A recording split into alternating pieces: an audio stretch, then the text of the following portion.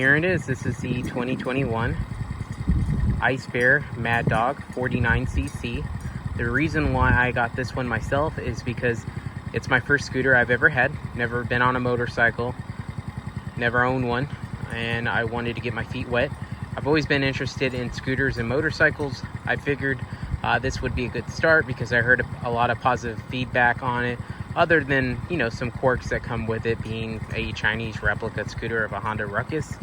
But this one I really do like. I feel like you get a hell of a scooter for the price. This one was like $1,800. I bought it from Belmonte Bikes. They assembled it and then they shipped it here. So it got here within about 14 days and it showed up on a pallet, and I just cut it off, threw some gas in it, started riding right away.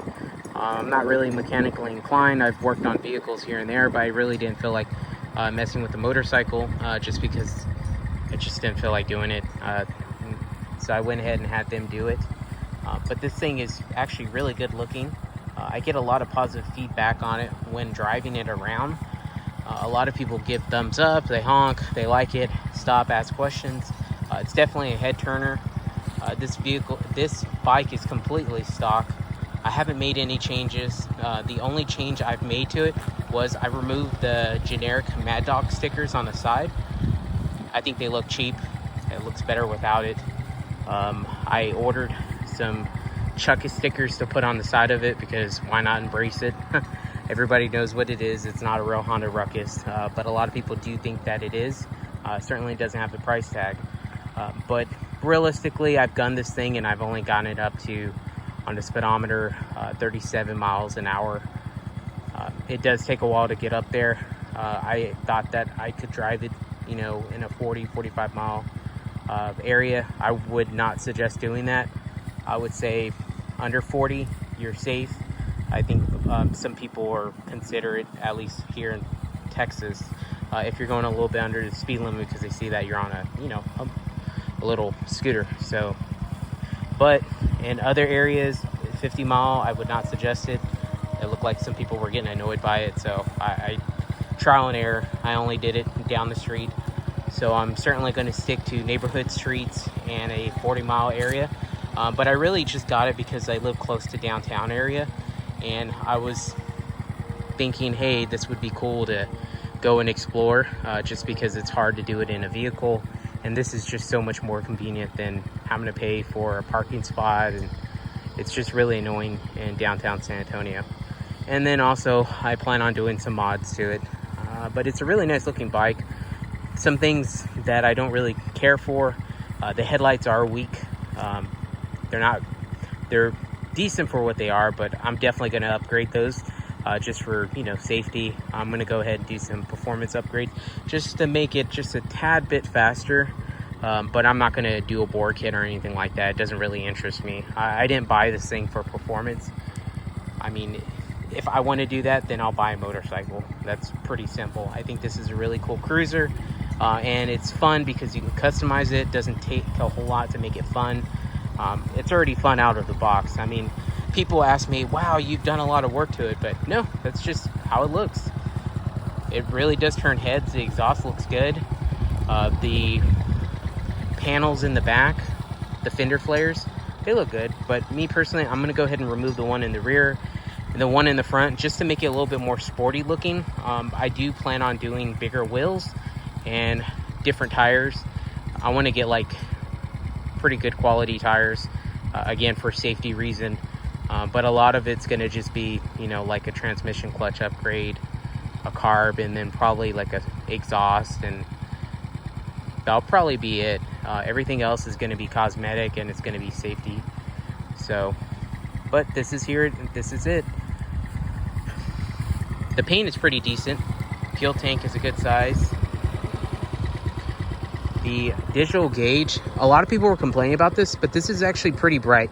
Now, my only complaint is in bright sun, it is kind of hard to see the miles per hour.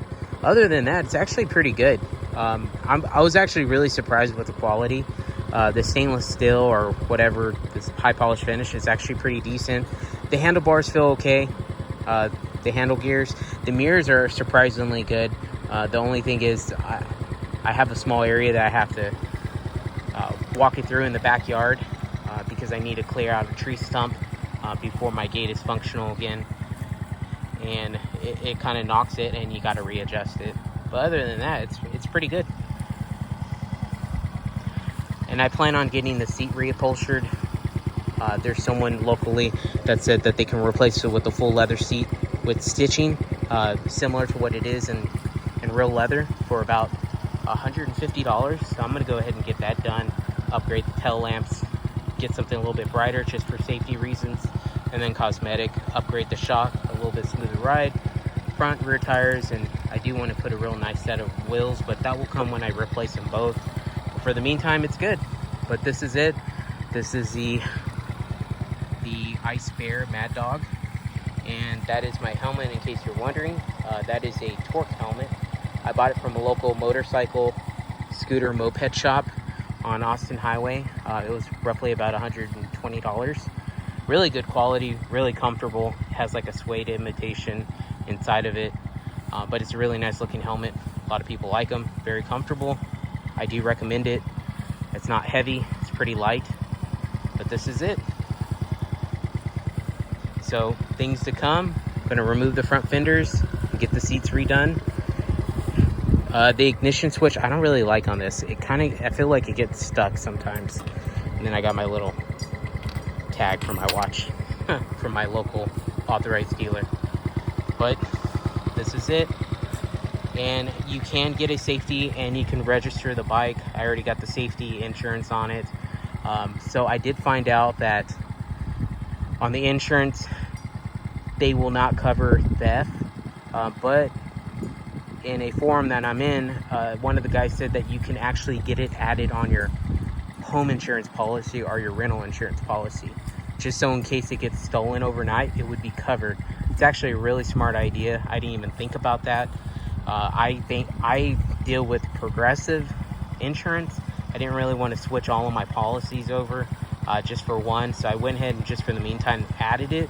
But there is one guy that I'm waiting to hear back on that said that he can get full coverage on it where theft is covered, and he was saying that it's roughly a little over $100 a year. To me, I think it's worth it, so I'm gonna go ahead and probably switch over to that. But it's a really good bike. The brakes are good. It's awesome. I'm really happy that I did get it. I've always wanted a scooter moped, and here it is. This is me starting off, and if all goes well, I'll go ahead and get a license and I'll buy a bike. Not sure what kind, but maybe a Royal Enfield. I've liked those bikes. I think they look really cool and vintage, and I'm a huge fan of the Harley Sportsters. I'm really small, so this bike fits me really, really well. I'm only 5'4", 5'5", so this bike is ideal. But if you have any questions or anything like that, just let me know. Have a great day.